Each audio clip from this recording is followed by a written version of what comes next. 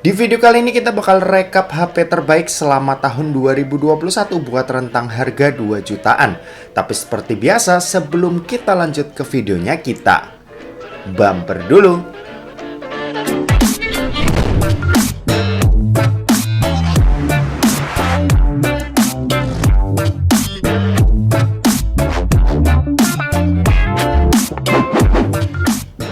So guys, balik lagi sama kuliah sore. Oke, seperti di awal tadi, kalau di video ini aku bakal kasih 10 rekomendasi HP 2 jutaan terbaik yang rilis di tahun 2021 ini. Dan disclaimer dulu, kalau di list kali ini murni pilihan tim kuliah sore ya. Dan juga di list kali ini adalah smartphone-smartphone yang pernah di-review aja. Kalau pendapat kalian berbeda, bisa aja langsung tulis di kolom komen di bawah. Oke, yang pertama kita mulai dari smartphone milik Realme. Smartphone yang harganya paling murah di list kali ini. Yap, ini adalah Realme Narzo 50A. Smartphone ini sendiri hadir dengan desain nyentrik yang punya list hitam ya di bagian frame kameranya. Suka atau nggak suka ini preferensi kalian, tapi yang jelas desainnya ini jelas nggak pasaran. Untuk layar, Realme Narzo 50A ini pakai panel IPS, luas layarnya 6,5 inci dan resolusinya ada di HD Plus aja. Resolusi segini tentunya ada kelebihan dan kekurangannya ya. Kekurangannya tentu aja layar ini bakal kerasa kurang tajam ketika dipakai. Tapi dengan resolusi layar begini, baterai bakalan jadi jauh lebih tahan lama. Apalagi baterainya ini juga badak banget nih di 6000 mAh yang udah aman banget buat penggunaannya. Untuk performa smartphone ini dibekali dengan chipset MediaTek Helio G85, RAM berkapasitas 4GB dan pakai sistem operasi Android 11 dengan basis Realme UI 2.0. Nah, kalau buat kameranya sendiri, Realme Narzo 50A ini tuh punya setup triple kamera dengan kamera utama beresolusi 50MP dan sisanya topping 2MP makro dan 2MP depth sensor. Sementara kalau buat di bagian depannya ini punya resolusi 8MP.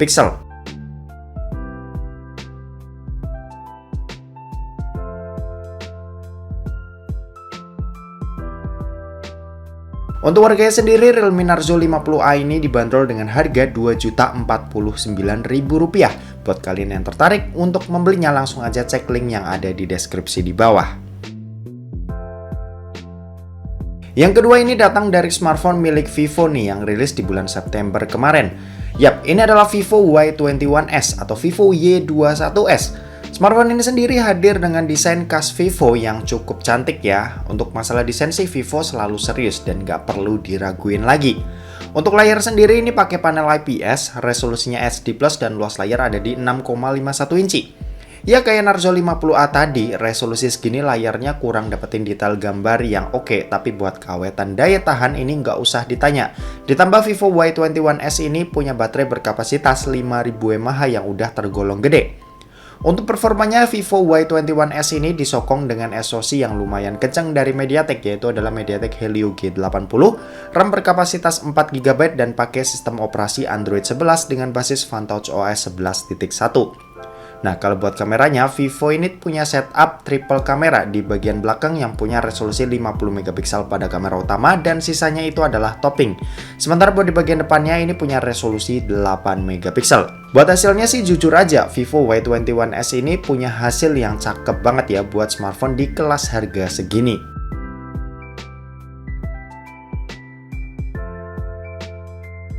Buat harga sendiri, Vivo Y21s ini dibanderol dengan harga Rp2.435.000. Buat kalian yang tertarik untuk membelinya, cek aja link yang ada di deskripsi. Oke, lanjut ke smartphone ketiga, yaitu adalah Infinix Note 11 NFC. Smartphone yang jujur aja aku suka banget nih. Sebenarnya ada varian yang non NFC ya, dan harganya lebih murah. Tapi di rekomendasi kali ini aku masukin yang versi NFC aja karena lebih menarik. Untuk desainnya overall cakep ya, kelihatan premium buat di kelasnya. Untuk layarnya juga udah killer banget nih. Panelnya ini AMOLED, resolusinya Full HD Plus dan luas layar ada di 6,7 inci. Cakep. Performanya juga udah cukup menjanjikan dengan pakai chipset MediaTek Helio G88 terbaru. RAM-nya ini 6GB dan internalnya 128GB. Sementara itu buat kameranya sendiri, Infinix Note 11 NFC ini itu punya setup 3 kamera, di mana ada kamera utama beresolusi 50MP dan sisanya ini topping aja. Kalau buat di bagian depan ini punya resolusi 16MP. Buat hasilnya sih nggak terlalu oke ya, masih cakep Vivo Y21s tadi, tapi ya udah cukup lumayan juga buat yang nggak terlalu mentingin sektor kamera. Buat harganya sendiri, Infinix Note 11 NFC ini dibanderol dengan harga Rp2.445.000. Buat yang tertarik, langsung aja cek link yang ada di deskripsi di bawah. Yang keempat ini ada Realme 8i, smartphone yang juga sangat menarik nih dari Realme. Realme 8i ini hadir dengan desain yang lumayan oke, cuma aku agak kurang suka ya sama desain finishing glossy-nya ini. Buat layarnya juga udah tergolong cakep, panelnya IPS, luas layar 6,6 inci dan resolusinya Full HD Plus dan punya refresh rate 120Hz yang udah smooth buat dipakai main sosmed dan lain sebagainya. Untuk urusan performa, Realme 8i ini dibekali dengan chipset terbaru dari MediaTek, yaitu adalah MediaTek Helio G96, pilihan RAM 4 dan 6GB serta pakai sistem operasi Android 11 dengan basis Realme UI 2.0. Nah, kalau buat kameranya, Realme 8i ini dibekali dengan setup 3 kamera nih yang punya resolusi 50MP pada kamera utama dan sisanya ini topping. Sementara buat di bagian depannya ini punya resolusi 16MP.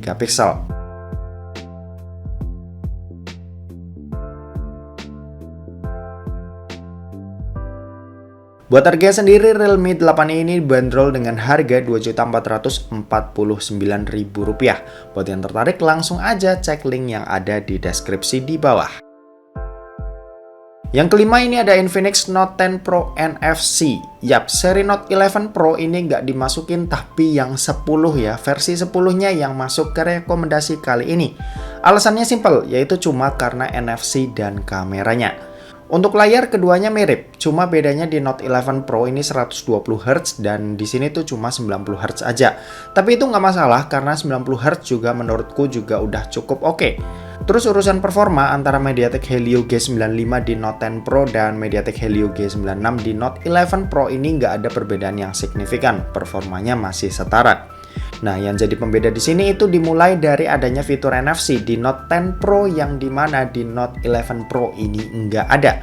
Terus selain itu kameranya juga nih, di Infinix Note 10 Pro ini punya setup 4 kamera dengan 64MP pada kamera utama, 8MP pada kamera ultrawide, 2MP depth dan 2MP monokrom. Sementara itu di Note 11 Pro ini kameranya cuma ada 3 dan nggak ada lensa ultrawide yang diganti ke telefoto. Ya, kebutuhan orang bakalan beda, tapi aku sih lebih prefer buat ambil Note 10 Pro aja.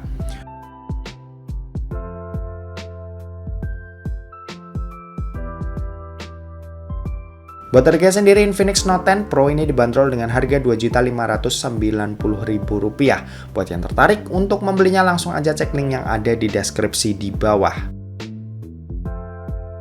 Oke, lanjut yang keenam, ini ada smartphone 5G termurah, yaitu adalah Poco M3 Pro. Jadi smartphone ini datang dengan desain yang berkarakter ya, bedalah dari yang lain. Untuk layarnya ini pakai panel IPS, resolusinya Full HD Plus dan luas layar ada di 6,5 inci. Refresh rate-nya ini juga udah 90Hz, jadinya udah cukup nyaman buat dipakai. Kalau buat performa, Poco M3 Pro ini pakai chipset MediaTek Dimensity 700 5G, RAM-nya ini 4 dan 6GB serta pakai sistem operasi Android 11 dengan basis MIUI 12. Untuk urusan kamera, Poco M3 Pro ini dibekali dengan setup triple kamera. Ada kamera utama beresolusi 48MP, kamera makro 2MP dan kamera depth sensor 2MP. Sementara itu buat di bagian depannya ini ada kamera beresolusi 8MP.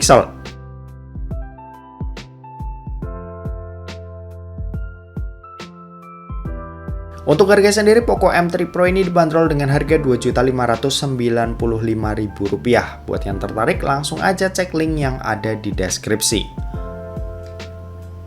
Yang ketujuh ada smartphone dari Samsung nih, sekaligus jadi smartphone Samsung pertama dari 3 smartphone Samsung di rekomendasi kali ini. Yap, ini adalah Samsung Galaxy M22. Smartphone ini jujur aja ya, desainnya pasaran banget buat seri A dan M-nya buat Samsung tahun ini. Kalian bisa nilai sendirilah ini oke atau enggak. Untuk urusan layar, M22 ini punya layar berpanel Super AMOLED, resolusinya ini HD+, dan luas layar ada di 6,4 inci dengan refresh rate 90Hz. Yap, Super AMOLED dengan resolusi HD Plus-nya ini bakal jadi combo baterai yang awet ya buat M22 ini. Apalagi baterai di Samsung Galaxy M22 ini punya kapasitas 5000 mAh yang tergolong gede. Buat performanya sendiri ini pakai chipset MediaTek Helio G80, RAM-nya berkapasitas 6GB dan pakai sistem operasi Android 11 dengan basis One UI Core 3.1. Untuk urusan kamera, M22 ini punya setup quad kamera nih, di mana ada kamera utama beresolusi 48MP, kamera ultrawide 8MP, dan sisanya topping 2MP makro dan 2MP depth. Sementara itu di bagian depan ini ada kamera beresolusi 13MP. Buat hasilnya sih satu kata aja ya, cakep.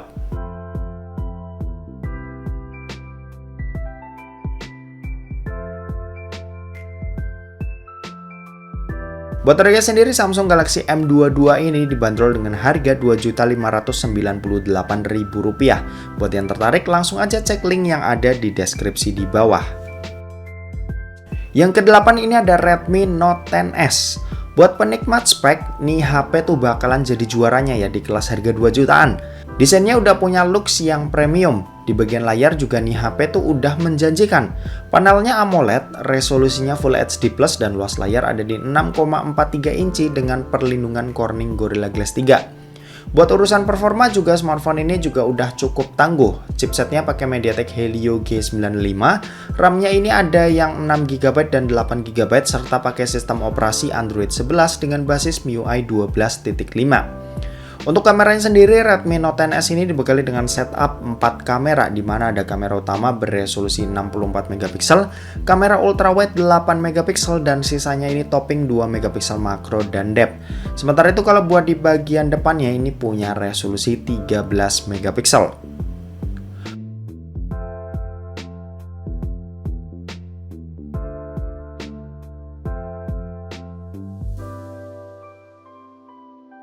Buat harganya sendiri, Redmi Note 10S ini dibanderol dengan harga Rp2.659.000. Buat yang tertarik, langsung aja cek link yang ada di deskripsi di bawah.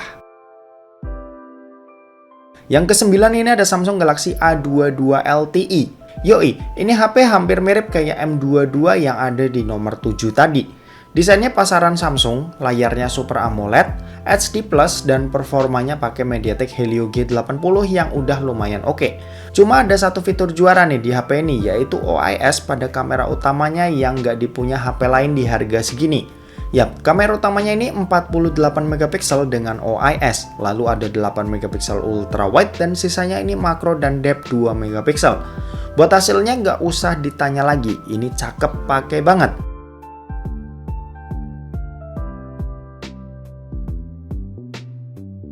Buat harga sendiri, Samsung Galaxy A22 LTE ini dibanderol dengan harga Rp2.785.000. Buat yang tertarik, langsung aja cek link yang ada di deskripsi di bawah. Oke, yang terakhir ini ada Samsung Galaxy M32. Sebenarnya ini HP tuh punya harga 3 jutaan awal ya. Cuma ya tahu sendirilah kalau Samsung harga online-nya selalu lebih murah. Desainnya ya gitulah, mirip kayak dua smartphone Samsung sebelumnya. Terus layarnya juga udah cakep sih menurutku. Kali ini tuh pakai panel AMOLED, tapi resolusinya ada di Full HD+ dan punya refresh rate 90Hz. Perlindungan layarnya juga udah pakai Gorilla Glass 5, jadi so pasti udah aman. Kalau buat performanya ini mirip kayak yang tadi ya, yaitu MediaTek Helio G80, cuma bedanya RAM di sini 8GB. Buat dipakai harian ini udah pasti aman. Oh ya, smartphone ini juga udah ada NFC buat yang tanya, jadinya udah bisa lah buat cek atau top up kartu elektronik kalian. Dan kalau urusan kamera, ini HP tuh pakai setup 4 kamera, di mana ada kamera utama beresolusi 64MP, kamera ultrawide 8MP, dan sisanya ini topping 2MP makro dan depth sensor. Sementara itu buat di bagian depannya ini punya resolusi 20MP. Buat hasilnya ini khas Samsung banget, yang HDR-nya kuat, detailnya cakep, dan warnanya ini nyenengin mata.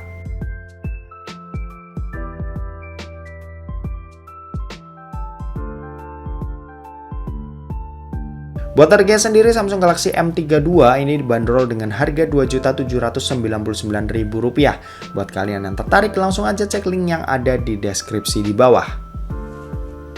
Oke, itu tadi 10 rekomendasi smartphone 2 jutaan terbaik di tahun 2021 versi kuliah sore. Gimana versi kalian? Coba komen di bawah ya. Oke, mungkin segitu aja buat video kali ini. Terima kasih buat yang udah nonton video ini. Jangan lupa buat like, komen, dan share juga ke teman-teman kalian, supaya teman-teman kalian mendapatkan informasi yang bermanfaat dari kuliah sore. Oke, terima kasih buat yang udah nonton video ini sampai habis dan sampai jumpa di kuliah selanjutnya. Bye-bye.